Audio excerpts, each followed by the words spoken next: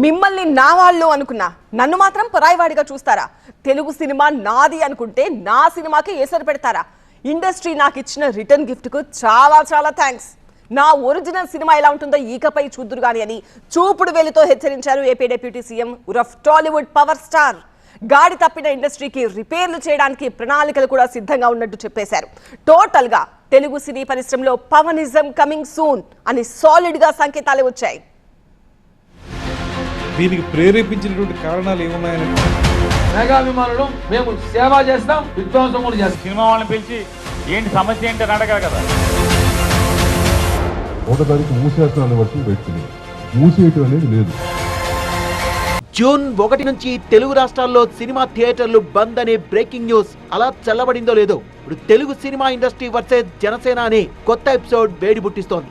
పవన్ సినిమాను అడ్డుకోవడానికి ఎగ్జిబిటర్లు సిండికేట్ గా ఏర్పడి థియేటర్ల మూతకు కుట్ర పన్నారన్న స్టేట్మెంట్ నేరుగా ప్రభుత్వం నుంచే రావడంతో శుక్రవారమే ఇండస్ట్రీలో ఫైర్ పుట్టింది. అద్దె లేకపోతే లీజ్ అనేటువంటి అంశం ఇవాళ కొత్తగా వచ్చింది కాదు, చాలా రోజుల నుంచి ఉంది.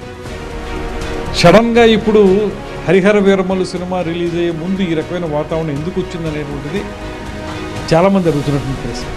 ఈ బంద్ అనేటువంటిది ఉండదు, పోస్ట్పోన్ అవుద్ది అనేటువంటి మాట చెప్తా ఉన్నారు. కాకపోతే అసలు దీనికి ప్రేరేపించినటువంటి కారణాలు ఏమున్నాయనేటువంటి అంశంలో కూడా ఒక సమగ్రమైనటువంటి కార్యాచరణ మనకు కావాలంటే మాత్రం ఖచ్చితంగా దీని మీద ఒక ఎంక్వైరీ జరగాలనేటువంటిది నా అభిప్రాయం. థియేటర్ల బంద్ నిర్ణయం వెనుక అసలు ఏం జరిగిందన్న అంశంపై విచారణకు ఆదేశించేదాకా వెళ్ళింది ఏపీ సర్కార్. థియేటర్ల బంద్ కి పవన్ సినిమాకు లంకెబెట్టి ప్రభుత్వమే మాట్లాడడంపై విమర్శలు కూడా వెల్లువెత్తాయి. కొన్ని థియేటర్లో పిలిచి ఏమన్నా సమస్యలు ఏంటని అడిగావా? ఆయన అడగడా మంత్రి గారు? అడగాలి కదా. కొన్ని సినిమా వాళ్ళని పిలిచి ఏంటి సమస్య ఏంటి అని అడగాలి కదా. అయ్యేం అడగరు.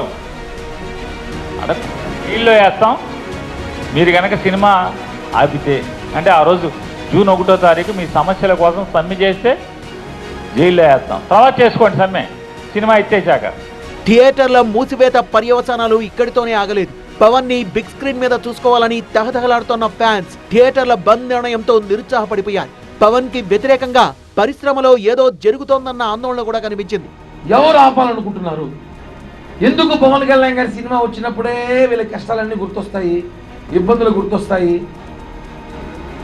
అది అర్థం కావట్లా. అధికారంలో మేము ఉన్న ఇదే సమస్య, ప్రతిపక్షంలో ఉన్నదే సమస్య. ఎవరేమనుకున్నా సరే మేఘాభిమానులు మేము సేవ చేస్తాం, విధ్వంసం కూడా చేస్తాం అవసరమైతే. మా నా హీరోలని, మా అభిమానుల్ని దయచేసి బాధ పెట్టకండి. మా సినిమాలు, మా వినోదాన్ని మాకు వదిలేయండి. పవన్ సినిమాను అడ్డుకుంటే విధ్వంసాలకు సిద్ధమే అన్న జనసేన క్యాడర్ నుంచి ఇన్స్పిరేషన్ తీసుకున్నారో లేక సినిమా ఇండస్ట్రీ ధోరణిపై ముందుటి నుంచి ఒక కన్నేసి ఉంచారో కారణం ఏదైతేనేం ఉగ్రరూపం దాల్చారు పవన్ కళ్యాణ్. తెలుగు సినీ ఇండస్ట్రీకి నేరుగా వార్నింగ్ ఇచ్చేశారు. హరిహర వీరమల్లు విడుదల అడ్డుకోవడానికే థియేటర్ల బంద్ అనే కుట్ర పన్నారని భావిస్తూ వస్తున్న పవన్ కళ్యాణ్ తెలుగు సినిమా పరిశ్రమపై కన్నెర్ర చేశారు. నేను సినిమా రంగాన్ని ప్రోత్సహిస్తే మీరిచ్చే రిటర్న్ గిఫ్ట్ ఇదా? మీరిచ్చిన ఈ రిటర్న్ గిఫ్ట్ కి తగ్గట్టుగానే నా ట్రీట్మెంట్ ఉంటుంది అంటూ పవన్ పేషి నుంచి వచ్చిన సంచలన ప్రకటన పెద్ద ప్రకంపనలే రేపింది.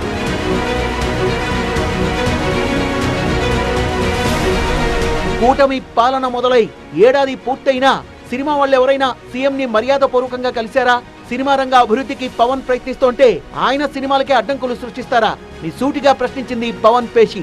ఇకపై సినిమా వాళ్లతో ప్రభుత్వం వ్యక్తిగత చర్చలు జరపదు, సినిమా సంఘాల ప్రతినిధులే చర్చలకు రావాలని హుకుం కూడా జారీ అయింది. గత ప్రభుత్వం వ్యక్తులను చూసి పనిచేసింది, కక్ష సాధింపులకు దిగింది. జరిగిన అవమానాల్ని, అగ్రనటులకు ఎదురైన చీత్కారాల్ని అప్పుడే మర్చిపోయారా?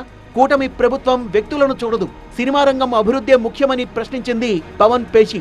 సినిమాల విడుదల సందర్భంలో మంత్రుల్ని కలవడం మినహా చిత్రరంగం అభివృద్ధి కోసం ఎవరూ సంఘటితంగా రాలేదు, ఇదేనా మీ చిత్తశుద్ధి అని ప్రశ్నించారు. వ్యవస్థ బాగుండాలి, దానిపై ఆధారపడ్డ వాళ్లు ఇబ్బంది పడకూడదు అనేదే కూటమి ప్రభుత్వ విధానమని పేర్కొంది. దిల్ రాజు, అల్లు అరవింద్ సహా బడా నిర్మాతలంతా తనను కలిసినప్పుడు తను ఈ విషయాన్నే చెప్పినట్టు గుర్తు చేశారు పవన్.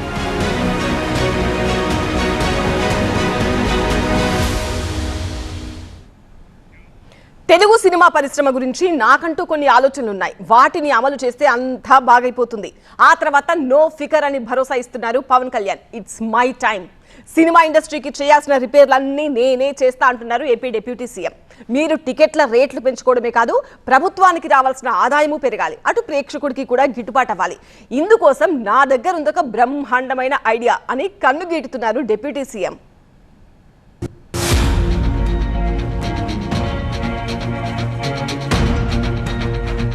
సినిమాకు పరిశ్రమ హోదా కల్పించడంతోనే సరిపోదు, చాలా చాలా చెయ్యాలి.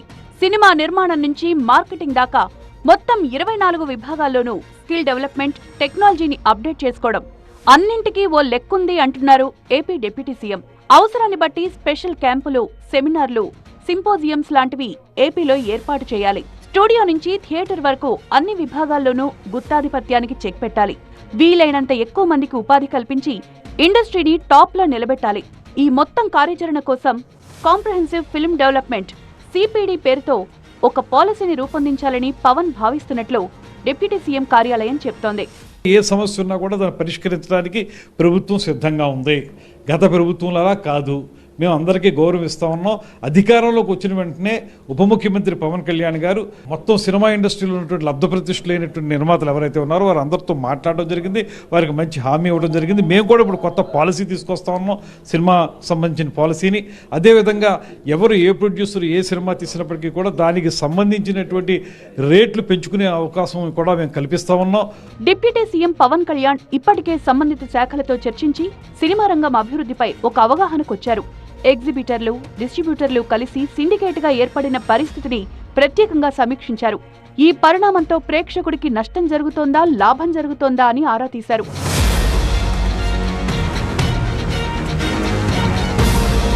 ఏపీలో మల్టీప్లెక్స్లు ఎన్ని ఉన్నాయన్న లెక్క తేల్చే పనిలో ఉంది కూటమి సర్కార్. ఈ మేరకు రిపోర్ట్ ఇవ్వాలని సినిమాటోగ్రఫీ శాఖ అధికారులను ఆదేశించింది.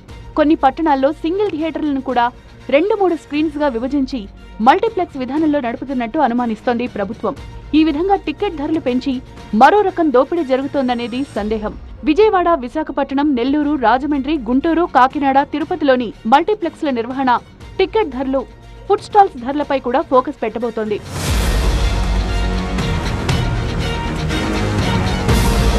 థియేటర్స్ ను వాటి యజమానులు నడపడం లేదని, లీజుదారుల చేతిలోనే అత్యధిక థియేటర్స్ ఉన్నాయని ప్రభుత్వం భావిస్తోంది. లీజుదారుల నుంచి పన్ను సక్రమంగా వస్తోందా లేదా, కొన్ని సినిమాలకు ధరలు పెంచినప్పుడు ఆ మేరకు పన్ను ఆదాయం పెరిగిందా లేదా అని కూడా ఆరా తీయనుంది. టికెట్ సేల్స్ కి వచ్చే పన్నుకి గ్యాప్ ఉంది. దీన్ని సవరించి ప్రభుత్వ ఆదాయానికి గండి కొట్టే వాళ్లపై నిఘా పెట్టాలి అన్నది ఏపీ సర్కార్ ఆలోచన.